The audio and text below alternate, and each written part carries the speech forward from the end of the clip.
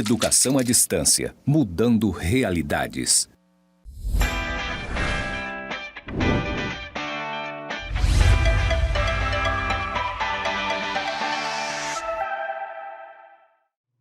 Olá, querido aluno, querida aluna, estamos de volta aqui para dar continuidade aqui na nossa disciplina de Direito 1 para você que é estudante do curso Superior de Tecnologia em Gestão Comercial aqui do Instituto Federal de Rondônia, tá ok? Você já me conhece, já me viram lá na apresentação da disciplina, já tivemos a aula 1, sou a professora Maria Alva de Souza Silva e a partir de agora eu farei a minha audiodescrição.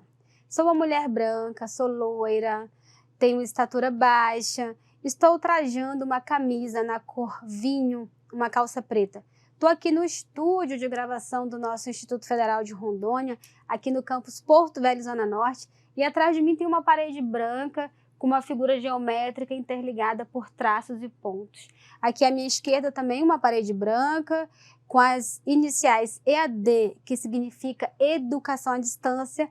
Logo abaixo está escrito Mudando Realidades. Agora que você já sabe como eu sou, já me conhece, já tivemos aquele nosso contato na apresentação da disciplina, já tivemos a nossa aula número 1, onde a gente conversou sobre introdução ao estudo do direito. Vamos agora dar continuidade na nossa disciplina e vamos conversar sobre o direito civil. É isso mesmo, vamos dar entrada agora no nosso Código de Direito Civil, onde a gente vai estudar a parte geral, tá certo? Então, sem demorar muito, porque nós sabemos que nós não temos tempo a perder, nem você como aluno que está aí uma hora dessa estudando, imagino que você esteja estudando à noite, né? Nós temos os nossos alunos EAD, que a gente recebe várias mensagens aí sabendo que os nossos alunos aí trabalham de dia, estudam à noite, ou estão aí no seu final de semana, né? Por isso nós não vamos perder tempo e vamos começar agora com a nossa aula número 2 aí sobre Direito Civil, parte geral. Vem na tela aqui comigo que eu vou te apresentar aqui os nossos slides e você vai conseguir acompanhar o nosso conteúdo. Mas como é de costume, eu gosto sempre de fazer a recomendação de uma bibliografia, onde o aluno vai poder estar aí, de fato, se debruçando nesse livro aqui do Paulo Valente, que está disponível na minha biblioteca do IFRO. Vai acessar o SWAP, vai acessar a minha biblioteca virtual, vai colocar aqui na busca, né, no campo de busca de pesquisar, você vai localizar aqui, pode escrever Rubem Valente, ou pode colocar Direito Civil Facilitado, que vai aparecer ali uma série de livros de Direito Civil, e você vai escolher esse livro aqui para estar fazendo o acompanhamento aí do nosso estudo, ok? Eu quero destacar que você não pode deixar de fazer a leitura do livro, porque nós temos um roteiro e o roteiro é um resumo, né? É um mero resumo para que você possa ter noções, né? Aqui no nosso ambiente virtual de aprendizagem você tem as noções, mas eu preciso que você vá lá no SWAP acessar o livro, tá certo? Vamos aqui na nossa unidade número 2, na nossa videoaula 2, vamos falar sobre direito civil, noções de pessoas, bens e fatos jurídicos, tá? E aí, para começar, eu já vou te dizendo que o direito civil, ele rege as relações entre os particulares desde antes da concepção do indivíduo até sua morte e ainda depois dela, ou seja, após a morte. Por quê? Porque nós temos ainda a questão das sucessões, herança, né? Então, daí que a gente vem a dizer que até após a morte, né? E ainda o direito civil rege as relações entre os particulares desde antes da concepção do indivíduo, né? Antes da concepção até sua morte ou ainda depois dela. É o direito comum do cotidiano, né? Toda a vida social, na verdade, é permeada pelo direito civil, né? Costuma-se dizer, inclusive, que o Código Civil é a nossa Constituição, tá? É a Constituição do homem comum, aqui no sentido de Constituição Federal, tá? É a Constituição do homem comum, é como se fosse, né, a Constituição do direito privado, tá? Assim, o direito civil regula os direitos e deveres das pessoas na sua qualidade de esposo ou de esposa, de pai ou de filho, de credor ou de devedor, de alienante ou adquirente, o proprietário ou possuidor, né? Porque nós sabemos que uma coisa é você ser proprietário, outra coisa é você ter a posse, o condômino, né? O vizinho, né? O testador ou o herdeiro, tá? Então aqui vocês conseguem ver aí o direito civil aí permeando a vida particular das pessoas aí de várias formas, tá? Vamos lá, vamos dando continuidade.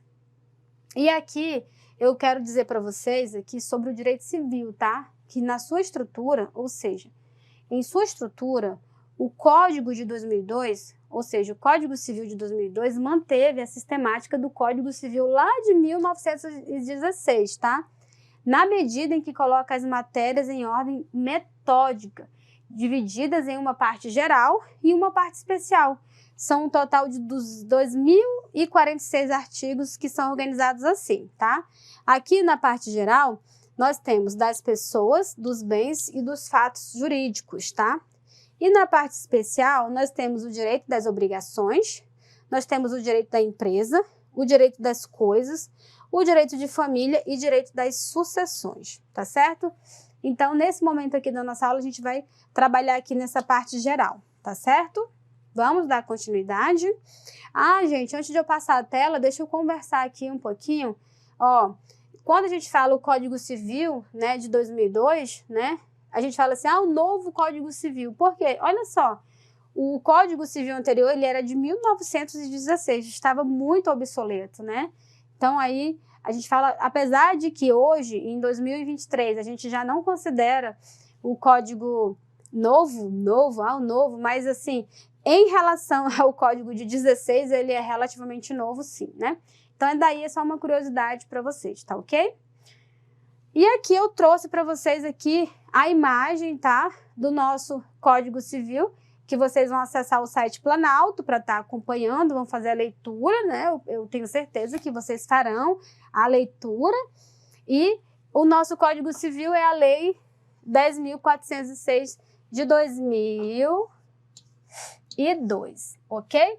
Um detalhezinho aqui, mas nada que a gente não consiga corrigir aqui para vocês, ok? Então, acessem, tem que estar lá o site do Planalto para que vocês possam, de fato, estar se familiarizando e se apropriando desse conteúdo que é de extrema importância dentro da nossa unidade, tá ok?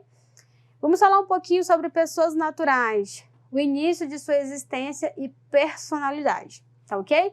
Olha só, em nosso estudo iremos utilizar a conceituação jurídica, onde a pessoa é o ente físico ou moral suscetível de direitos e obrigações. É o sujeito da relação jurídica, ou seja, o sujeito de direito, tá? Também pode ser encontrada a denominação para a pessoa natural de pessoa física, tá? E aí nós temos o artigo 1º do nosso Código Civil, olha só. Toda pessoa é capaz de direitos e deveres na ordem civil, Código Civil, tá? Por que eu falo toda pessoa é capaz? Porque o Código Civil, ele não vem só, tá, amparando as pessoas que são maiores de idade, não. Qualquer pessoa, um bebê, um nascituro, né? Uma criança que está no ventre, ela já tem ali seu direito, não é? Vocês sabem que ela é protegida por lei, tem lei que proíbe aborto, por exemplo. Então, ali toda pessoa é capaz de direitos e deveres na ordem civil. Então, não pensem lá só nas pessoas maiores de idade, não, tá? É toda pessoa, toda, tá? O primeiro conceito fundamental do direito privado é o de pessoa, tá? Pessoa natural, que é o ser humano, o único ser vivo que pode ser titular das relações jurídicas, sujeitos de direitos e obrigações, tá certo?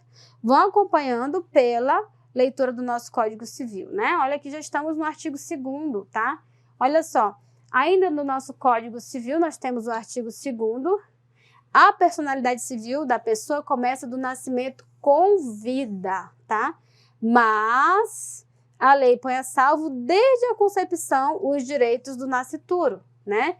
Então, ela vai ter personalidade civil do nascimento com vida, mas ela tem a salvo desde a concepção os direitos, por exemplo, né? Direito do nascituro, a pessoa, como eu acabei de falar agora há pouco, na tela anterior, né? É preciso preservar alguns direitos. Vocês vão ver, pessoal, que essa questão, dentro do direito civil, quando a gente fala, por exemplo, aqui de natimorto, como isso interfere no direito de sucessões, né? O nascimento com vida, por mais que a criança venha a falecer após a morte, nasceu, respirou, já teve direitos, né? Já teve ali uma personalidade civil, nasceu com vida, respirou, inclusive é muito comum ter autópsias para saber se uma criança respirou ou não quando nasceu, porque isso vai gerar direito de sucessão, direito patrimonial, né, em relação à herança, né? Isso daí é muito comum dentro do direito civil, tá? Olha só, quando acontece de a criança nascer morta, que a gente chama dentro do direito de natimorto, não adquirindo assim a personalidade civil, ou seja, a qualidade de quem é sujeito de direito, ela não terá uma certidão de nascimento, será registrada em um livro auxiliar, tá? Se a criança nascer viva e depois vier a falecer, mesmo que seja por segundos, respirou, esta criança terá uma certidão de nascimento, né? Por quê? Porque ela adquiriu a personalidade civil, né? Porque ela nasceu com vida e posteriormente ela vai ter uma certidão de óbito. Então, por que ela vai ter uma certidão de nascimento? Porque ela passou a ter uma personalidade civil, ela passou a ser sujeito de direito, né? De direito no sentido de ter a personalidade civil, tá? Porque nós sabemos que o nascituro também é um sujeito de direito, né? Porém, ele não tem personalidade ainda, né? Precisa nascer, respirar, precisa nascer com vida para estar tendo a personalidade civil, tá? Para o direito civil, nascer com vida é respirar, comprovado que a criança respirou, nem que seja por um breve momento. Então, aqui, a partir daqui, houve a personalidade, tá? Então, isso é importante.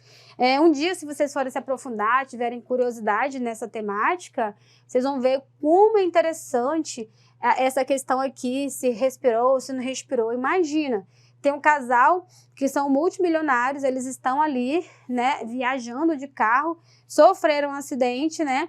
Aí a criança o corpo da mãe foi levado para o hospital, do pai também, né, para fazer os procedimentos legais.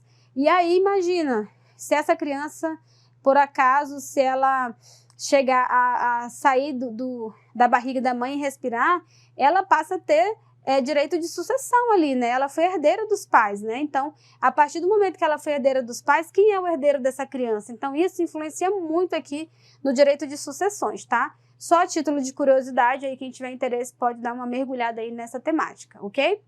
E aqui, sujeitos de direitos e entes não personalizados, tá? Quem são esses sujeitos não personalizados? Vamos descobrir? Vamos lá, olha só. Sujeitos de direitos são todos os seres e entes dotados de capacidade para adquirir ou exercer titularidade de direitos e responder por seus deveres jurídicos, tá? São os sujeitos de direitos, tá? Já os entes despersonalizados, faltam requisitos e que esses requisitos eles são imprescindíveis para personificação. Temos como exemplo dessas entidades, por exemplo, a família, a massa falida, o espólio, né? O espólio que é o conjunto de bens aí deixado pelo decujus, né? Que é o falecido, o condomínio, entre outros entes, tá? Em geral, estes grupos, embora não possuam personalidade, mas eles possuem uma capacidade processual e também legitimidade ativa e passiva para demandar e ser demandada em ações judiciais, né? Então, percebam, o condomínio, né, que a gente utiliza muito. E por mais que ele seja um ente despersonalizado, ele possui uma capacidade processual. Um exemplo, vamos supor que você está morando lá num edifício, você precisa processar o condomínio porque aconteceu alguma situação que você se sentiu prejudicado ali dentro daquele condomínio. Não sei, vamos supor que uma pilastra caiu em cima do seu carro, amassou seu carro, o representante do condomínio, que é o síndico, por exemplo, não quer pagar, está dizendo que não teve culpa, você vai para a justiça para fazer. Então, ele pode estar aqui, ó, no polo passivo, né? O polo passivo é aquele que sofre a ação, que sofre, né? E a legitimidade ativa é aquele que está ali fazendo a demanda. Então, o condômino, ele pode ali ter legitimidade ativa para estar processando o condomínio, porque ele tem legitimidade passiva. Da mesma forma, o condomínio também pode, por meio do seu representante, estar ali processando um morador que não paga o condomínio já há muito tempo, e ele tem legitimidade ativa para ingressar com essa ação aí, para fazer uma demanda judicial, tá? Então, é nesse sentido. E aqui eu trouxe para vocês uma imagem que até eu gosto muito do Estratégia Concursos, né? Aqui sem querer fazer merchan, mas os materiais são muito bons. E aqui eu trouxe para vocês essa imagem, tá? Que representam aqui alguns entes despersonalizados, ou seja, entes não personalizados, né? Olha só, temos esses alguns ali e aqui na próxima tela outros. Nós temos aqui a massa falida, né? Que o nome é dado ao conjunto de bens após a sentença declaratória de falência, né? Porque vocês sabem, né?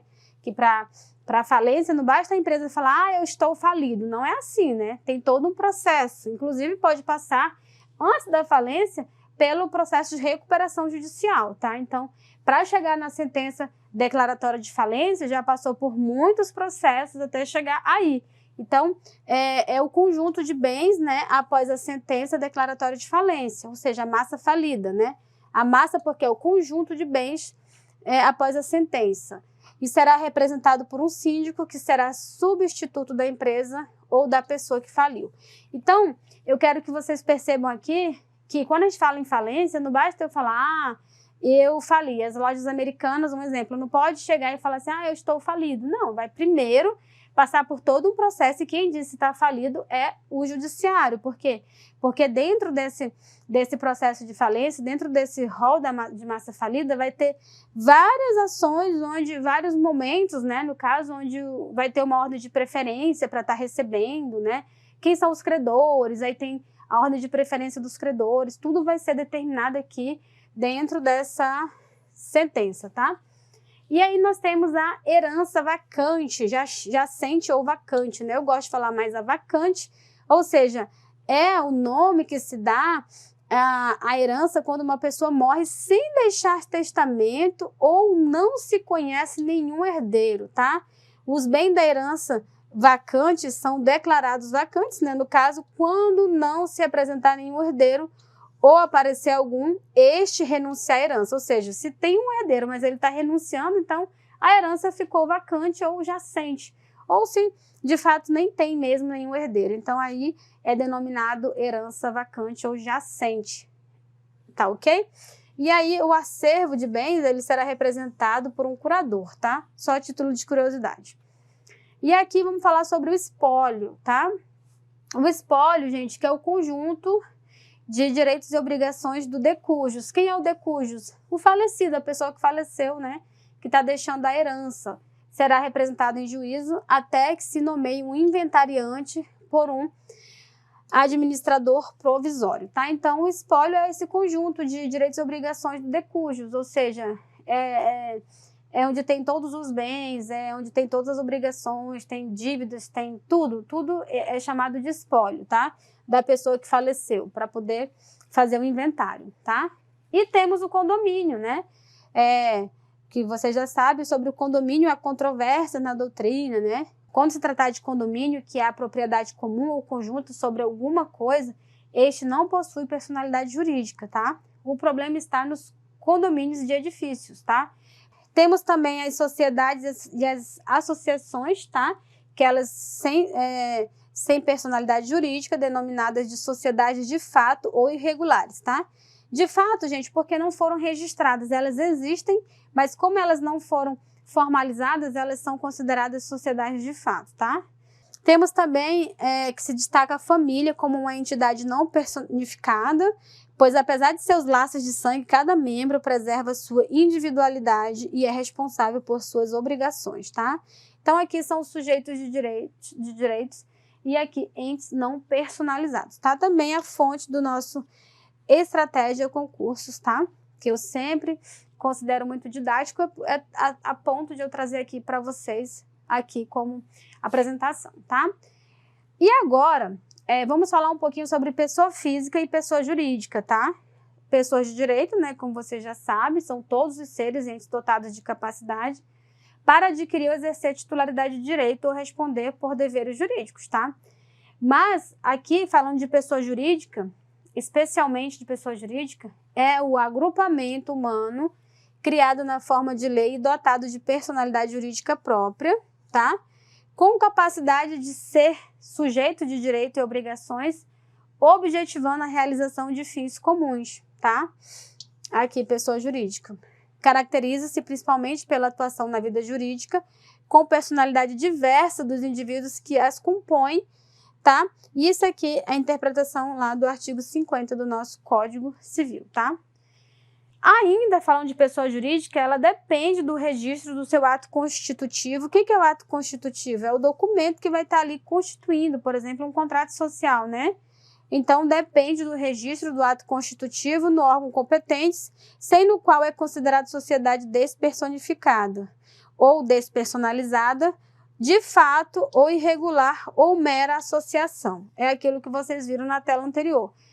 Se existe uma sociedade, né? Ou seja, que na verdade ela nem é sociedade, se ela não tiver o registro, se ela não tem o seu ato constitutivo registrado no órgão competente, ela é considerada um mero agrupamento. Ou seja, ela está irregular, porque ela não está registrada, ou ela é uma mera associação, ela não é considerada uma pessoa jurídica, né? Para ser pessoa jurídica tem que estar devidamente registrada. E aqui eu trago o artigo 41 do Código Civil para vocês, que a gente vai conversar um pouquinho sobre pessoas jurídicas, tá? E aí nós temos, são pessoas jurídicas de direito público interno. Quando a gente fala interno, está se referindo a interno no sentido, no âmbito nacional, né? Para dentro do nosso país, porque existe direito público externo também, quando a gente fala de relações internacionais. Aqui nós estamos falando para dentro do nosso país, né? Estamos falando a nível do país, tá? E aí nós temos a União, né? Primeiro, tá? Aqui eu posso representar pelo Brasil, para ficar mais fácil para vocês entenderem. Nós temos os estados, o Distrito Federal e os territórios, né? Hoje nós não temos nenhum território, mas caso se tivesse ou se venha a ter também, ele é considerado pessoa jurídica de direito público interno. Nós temos os municípios, nós temos as autarquias, inclusive as associações públicas e as demais entidades de caráter público criadas por lei. Percebam, criadas, tá? Porque em algum momento do estudo de vocês vão ver que tem entidades que são autorizadas por lei e entidades criadas. Então aqui o grande X da questão são entidades de caráter público criadas por lei, tá? A autarquia é um exemplo, que ela é criada por lei, ela não é meramente autorizada, ela é criada, né? Então aqui, ó, direito público interno que podem ser da administração direta.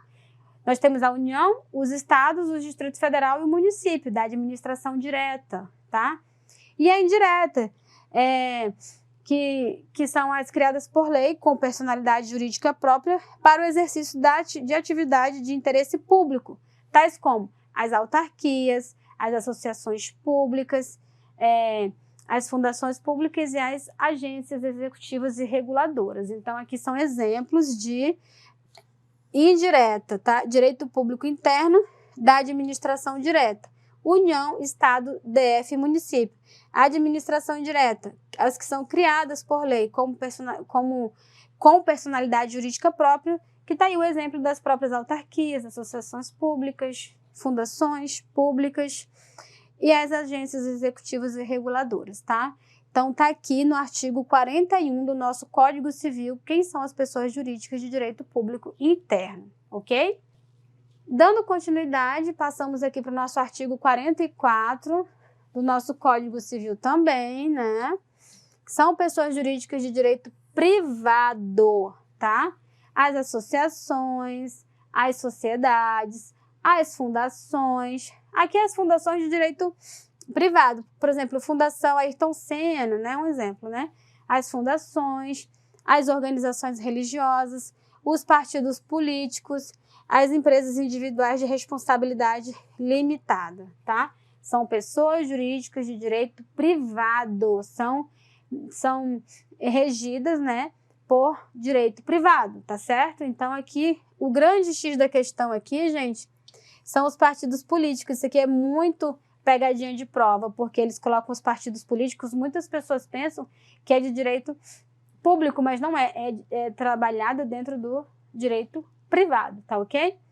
Então, cuidado, eu trouxe um alerta aqui para você, colocamos em vermelho, inclusive, para você não confundir um profissional autônomo com a empresa individual. Olha só, a empresa individual, está normatizada no artigo 980-A do Código Civil, e a empresa individual de responsabilidade limitada será constituída por uma única pessoa titular da totalidade do capital social, devidamente integralizado, que não será inferior a 100 vezes o salário mínimo, a 100 vezes o maior salário mínimo no país, tá?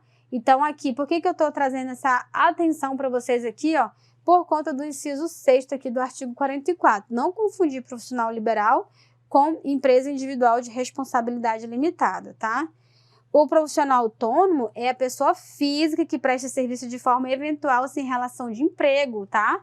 E ela enquadra-se também como o profissional autônomo, ele enquadra-se também como profissional autônomo, o profissional liberal, que é aquela pessoa que exerce por conta própria atividade econômica de natureza urbana com ou sem fins lucrativos, tá? Então, além dessa pessoa física que presta serviço de forma eventual, né, e sem relação de emprego, também enquadra-se como profissional autônomo o profissional liberal, tá? Bem tranquilinho para vocês essa observação aí, para vocês não confundirem, ok? E aí aqui a gente vai conversar um pouquinho sobre as sociedades de fato. A gente até já deu uma pequena pincelada ali, né, há um pouquinho atrás, mas percebam, olha só. As sociedades sem personalidade jurídica são aquelas que existem e funcionam, mas não possuem existência legal justamente porque não fizeram seu registro no órgão competente, ou então porque lhes falta uma autorização legal para funcionamento. Serão representadas pela pessoa a quem couber a administração de seus bens. Ou seja, se caso venha aqui ocorrer uma demanda judicial, né, uma situação, ela vai ser representada pela pessoa a quem couber a administração dos seus bens, tá? Então, é basicamente isso. Por que é uma sociedade de fato? Porque elas existem, elas funcionam, mas elas não possuem o registro junto ao órgão competente, tá? Um exemplo é uma empresa que deixa de registrar seu ato constitutivo na junta comercial. Estas empresas possuem legitimidade para cobrar em juízo seus créditos, não podendo o devedor alegar a irregularidade de sua constituição para se negar ao pagamento da dívida, tá? Mas não podem ser sujeitos de direitos, e os bens particulares dos sócios respondem igualmente com os bens da empresa por dívidas contraídas em nome desta, ou seja, em nome da empresa, tá? Então, tá aí um exemplo aí de sociedade de fato, tá? Por ele ser uma sociedade de fato, por ele não ter o seu registro no órgão competente, ele não pode se negar de querer cumprir uma dívida, por exemplo. Ah, eu nem sou sequer registrado, eu não tenho que pagar, isso não existe. Ele tem que pagar, não pode alegar que não está registrado para não cumprir aí uma determinação bem óbvia, né? Então, é por isso que é importante que se faça o registro, ok? Vamos dando continuidade, vamos falar agora sobre a existência da pessoa jurídica, né? Aqui eu vou trazer de fato, eu vou mostrar para vocês por que é importante que faça o registro, né, do ato constitutivo, né, no órgão competente. Olha só, aqui nós temos o artigo 45 e 46, que já deixei destacado aqui para vocês, porque por conta da importância desses artigos. Vamos ver aqui o que o artigo 45 ele fala. Olha só, começa a existência legal, né, existência legal das pessoas jurídicas de direito privado, com a inscrição do ato constitutivo no respectivo registro, precedida, quando necessário, também já deixei em destaque porque é importante, quando necessário, de autorização ou aprovação do Poder Executivo, ou seja, vai ter algumas situações que o Poder Executivo vai ter que autorizar. Por isso que ele diz só quando for necessário, vai depender do caso concreto. Averbando-se no registro todas as alterações por que passar o ato constitutivo. Ou seja, se você tem um contrato social e aí entra um sócio, sai um sócio, entra um, sai outro, por exemplo, averbando-se no registro todas as alterações por que passar o ato constitutivo. Ou seja, qual que é o ato constitutivo? Aqui nós temos aqui, por exemplo, o contrato social, tá? E aqui eu trago para você o parágrafo único ainda do artigo 45, que diz assim: decai em 3 anos, ou seja, aqui ó, temos a decadência, o direito de anular a constituição das pessoas jurídicas de direito privado por defeito do ato respectivo, contado o prazo da publicação de sua inscrição no registro. Ou seja, caso você venha identificar que tem algum defeito, né, você só tem até 3 anos para estar aí tendo o direito de anular. Porque se você não fizer, você vai perder o próprio direito. Por isso que fala-se que decai, por conta da decadência, tá? Já vou explicar para vocês um pouquinho sobre prescrição e decadência, tá? E ainda aqui, dando continuidade, nós temos o artigo 46, que diz o seguinte, tá? Que no ato do registro, tá? Ainda do registro da pessoa jurídica, olha só, o registro declarará a denominação, os fins, a sede, o tempo de duração e o fundo social, quando houver, né? Vai declarar também o nome e a individualização dos fundadores ou instituidores e dos seus diretores. Ele vai ter que declarar o modo por que se administra e representa, ativa e passivamente, judicial e extrajudicialmente. Extrajudicial, pessoal, é quando faz fora da justiça. Por exemplo, eu vou fazer isso aqui em cartório, né? Um exemplo aqui bem rapidinho. Eu vou fazer um divórcio extrajudicial. Tem algumas situações que é possível fazer o divórcio lá no cartório, sem ter que entrar via judicial, ou seja, extrajudicial. Vou fazer o divórcio só no cartório, porque não tem filhos menores, não tem bens a partilhar. Então, há algumas situações em que é possível fazer um divórcio de forma extrajudicial, que a gente faz ali perante o tabelião no cartório, por exemplo, né? Então, aqui é um exemplo, ó, ativo e passivamente, tanto judicial como extrajudicial, tá?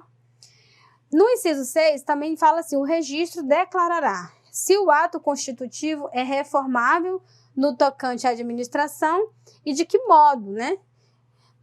E também vai declarar se os membros respondem ou não subsidiariamente pelas obrigações sociais. Já vocês vão entender o que é essa responsabilidade subsidiária aqui, tá? E ainda ele diz lá no artigo 46 que o registro vai declarar as condições de extinção da pessoa jurídica, quais são as condições para estar aí fazendo a extinção dessa pessoa jurídica e o destino do seu patrimônio, tá? Ou seja, se você vai fazer a extinção, neste caso, qual será o destino do patrimônio, né, dessa pessoa jurídica? Então, tudo isso tem que constar aqui, ó, ok? Atenção ao artigo 46, bem importante, tá? E aqui, vamos falar sobre o fim da pessoa jurídica, porque ela começa, mas ela também termina. E eu não sei se vocês perceberam, mas vocês podem notar que eu estou focando muito aqui na pessoa jurídica. Fizemos uma breve explanação aí sobre as pessoas naturais, pessoas físicas, mas aqui eu estou focando muito mais em pessoa jurídica porque é o que interessa aqui para o nosso curso de gestão comercial, não é isso? Então, olha só, o fim da pessoa jurídica, olha só, enquanto para a pessoa natural o fim da existência ocorre com a morte, que ela pode ser real ou presumida, né? Nós temos um exemplo aí, né, muitas pessoas que morreram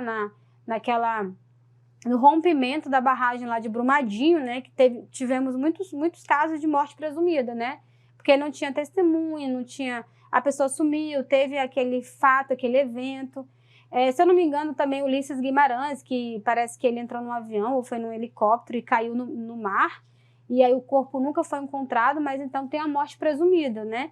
E essa morte presumida, ela necessariamente tem que ser declarada por decisão judicial. Não é eu que vou presumir que a pessoa morreu. Lógico que a gente faz assim, a gente presume que a pessoa tenha morrido, mas de forma não judicial, né? Porque as pessoas podem presumir algum fato, mas para declarar de fato, de forma de maneira técnica, uma morte presumida tem que ser pelo Poder Judiciário, tá? Então, aqui, ó, enquanto para a pessoa natural o fim da existência ocorre com a morte real, né? Que é essa que nós temos o corpo, ou presumida, sem o corpo, para a pessoa jurídica pode ocorrer por causas diversas, tá? Basicamente, o fim da existência legal da pessoa jurídica pode ocorrer de algumas formas. Nós temos a forma convencional, nós temos de forma administrativa, nós temos de forma judicial, tá? E aqui ainda temos de forma legal. Por isso que eu passei o slide para vocês verem quais são as modalidades, tá? Então, eu vou voltar aqui. De forma convencional é quando os seus membros decidirem pelo seu fim, de acordo com o quórum previsto nos estatutos da empresa ou na lei. E tranquilo, ela foi de forma bem convencional, tá? E também pode ser de forma administrativa, tá? Quando a pessoa jurídica, para o seu funcionamento, precisa de autorização do poder público e praticar atos nocivos ou contrários a seus fins, tá? O mesmo poder administrativo que concedeu a autorização poderá retirá-la ou então negar a sua renovação. É por isso que é de forma administrativa, porque quem deu essa autorização, no caso o poder administrativo que concedeu a autorização, ele vai poder retirar ou então ele não vai mais dar novamente, porque teve alguma situação que não foi respeitada, não foi obedecida e causou alguma situação nociva ou contrária aos fins, né, a que era proposta, tá? E aqui de forma judicial, né, que decorre dos casos de dissolução prevista em lei ou no estatuto, principalmente quando a sociedade se desviar dos fins para os quais ela foi constituída. Então também ocorre aqui a dissolução de forma judicial, tá? E temos também a dissolução da pessoa jurídica, ou seja, o fim da pessoa jurídica de forma legal, ou seja, vem da lei por meio do que é estabelecido aqui no artigo 1034 do Código Civil. Vejamos, olha só, a sociedade pode ser dissolvida judicialmente, né, importante, né, a requerimento de qualquer dos sócios quando anulada a sua constituição, exaurido o fim social ou verificada a sua inexequibilidade, tá? Então, a gente fala que é de forma legal porque a própria lei, o próprio Código Civil traz aqui para a gente quais são essas possibilidades nos seus incisos 1 e 2 do artigo 1034, tá? Mas entenda que a extinção não é automática, tá? Para que ela aconteça, também serão necessárias algumas medidas judiciais, tá certo? É por isso que eu circulei aqui judicialmente, tá? É legal, mas ela precisa ter algum movimento judicial, alguma ação judicial para de fato ela estar acontecendo, tá? E vamos conversar agora, para finalizar essa nossa aula, sobre a desconsideração da personalidade jurídica. Isso é muito importante, tá? Aqui no artigo 50, eu coloquei em vermelhinho porque eu preciso que vocês se apropriem, mergulhem nesse conteúdo, tá? Isso cai muito em concurso, cai muito nas nossas provas, isso é de extrema importância para quem está estudando aí essa questão das pessoas jurídicas, tá? Olha só, em caso de abuso da personalidade jurídica, caracterizada pelo desvio da finalidade ou pela confusão patrimonial, pode o juiz decidir, a requerimento da parte ou do Ministério Público, quando lhe couber intervir no processo, né, que os efeitos de certas e determinadas relações de obrigações sejam estendidos aos bens particulares, tá, dos administradores ou sócios da empresa, tá?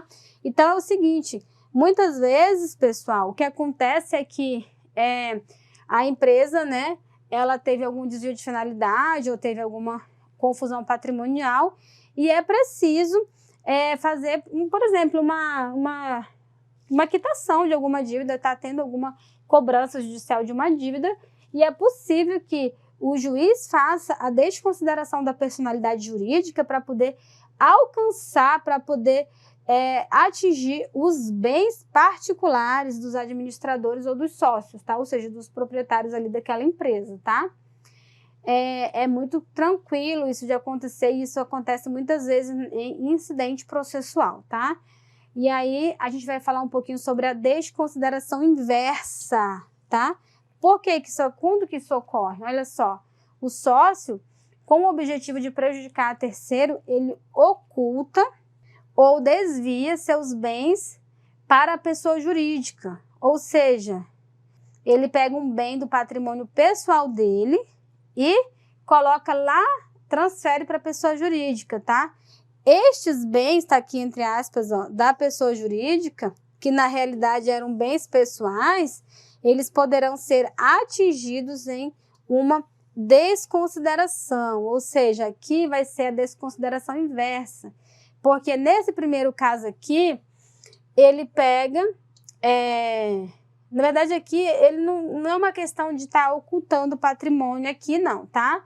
Aqui, por alguma situação, né, por uma confusão patrimonial ou por algum desvio de finalidade, é possível que o juiz faça a desconsideração da pessoa jurídica para poder entrar lá na pessoa física do sócio para pegar o patrimônio dele, para quitar alguma situação, né? Acontece muito aqui em dívidas de empresa, né? Mas aqui é o contrário, ele quer ocultar os bens pessoais dele. Vamos supor um exemplo, né? Ele está se separando, né? O cabra está se separando da esposa e ele quer pegar os bens pessoais dele e jogar tudo lá para a empresa, porque vamos colocar aí que ele fez um contrato que ela não teria direito, por exemplo, na empresa, porque ele já tinha essa empresa antes de casar com ela, né? Então, dependendo do regime de bens aí, ela não teria direito na empresa, porque essa empresa já existia. E é uma empresa já que era dele muito antes dele sequer conhecê-la, né? Aí ele pega os bens pessoais aí que ele foi adquirindo no decorrer do casamento e coloca tudo lá para essa pessoa jurídica, transfere para a pessoa jurídica para poder não ter que dividir nada com a mulher, né? No ato da separação, lá do divórcio, né? E aí é possível, sim, fazer essa desconsideração inversa, ou seja, entrar no patrimônio da pessoa jurídica para alcançar os bens, tá? Então, é basicamente isso, tá? Não ocorre, gente, olha a observação aqui importante, ó, não ocorre despersonalização, não. Apenas a desconsideração, porque para alcançar o patrimônio, o juiz precisa fazer essa desconsideração, tá certo? E aqui eu ainda vou conversar com vocês ainda sobre a proteção dos direitos da personalidade, tá? Isso é bem tranquilo, já estamos chegando aqui ao final da nossa aula, tá? Olha só, vamos para o artigo 52 do nosso Código Civil, tá? Aplica-se às pessoas jurídicas, no que couber, a proteção dos direitos de personalidade. Sendo assim, nós temos o nosso STJ, que é o nosso Superior Tribunal de Justiça, em sua súmula 227, né? Tá aqui, né? Que estabeleceu: a pessoa jurídica pode sofrer dano moral. É isso mesmo, pessoal. Pessoa jurídica também pode sofrer dano moral, acreditem, né? Já vi vários casos aí, né? De pessoas que entram assim, que fazem publicações em redes sociais, difamando uma empresa, falando que não presta, que é isso, que é aquilo, tentando alcançar, e aí essa pessoa jurídica pede uma retratação, entra na justiça contra aquela pessoa, porque ela sofreu um dano moral, né? Então, olha aqui, ó, porém, entende-se que o dano moral será objetivo, relativo a atributos sujeitos à valoração extrapatrimonial da sociedade, como o bom nome, por exemplo, né? Isso porque a pessoa jurídica não tem direito à reparação do dano moral subjetivo, né? Uma vez que ela não possui capacidade afetiva, ela não tem sentimentos, né? Ou seja, e a honra subjetiva está relacionada aos sentimentos e à autoestima. Então, pessoa jurídica pode sofrer dano moral? Sim, mas de forma objetiva, porque vai estar aí como a questão da valoração patrimonial da sociedade, como, por exemplo, o nome daquela empresa, né? Eu já vi muitos casos aí em redes sociais aí que as pessoas muitas vezes perdem uma ação judicial porque foi difamar uma empresa, foi falar alguma coisa e, enfim, ela tem que preservar o nome, né? Então, ela sofre dano moral também, tá? E aqui vamos conversar um pouquinho sobre o domicílio da pessoa jurídica. Olha só, vamos para o artigo 75. É importante que você saiba sobre a questão do domicílio, tá? Quanto às pessoas jurídicas, o domicílio é da União, o Distrito Federal, dos estados e territórios, as respectivas capitais, né? Por exemplo, quem está na Paraíba, aqui do nosso curso, né? Capital da Paraíba, João Pessoa. Quem está lá em Pernambuco, né? Recife.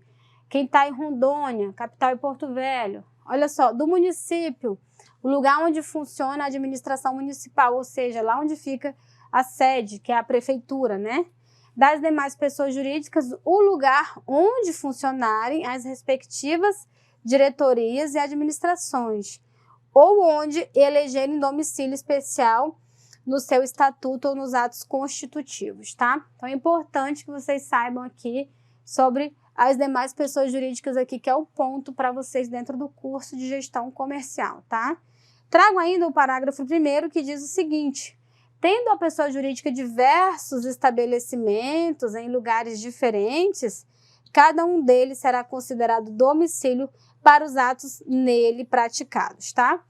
E aqui eu posso dizer que esse supracitado parágrafo 1º vem ajudar as pessoas que necessitam processar uma entidade com o estabelecimento de vários lugares, ao dizer que cada um deles será considerado domicílio para os atos neles praticados, tá? Então, mas aí também, isso aqui é mais para uma relação jurídica entre duas pessoas jurídicas, por exemplo, tá?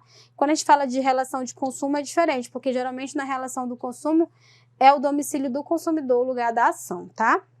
E aí, bons estudos, eu sei que a aula foi longa, vê aí o prazo das atividades, tá certo? Que é importante também, você não pode perder suas atividades dentro do nosso curso, porque sem elas você de fato vai ter dificuldade aí para conseguir a aprovação, tá?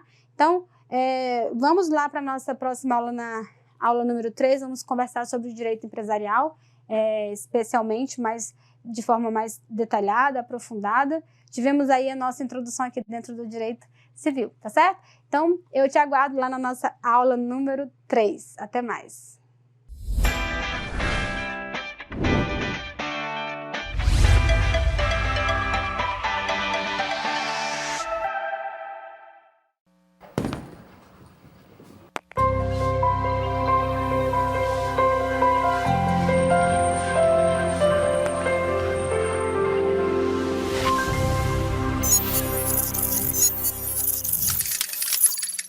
Educação à distância, mudando realidades.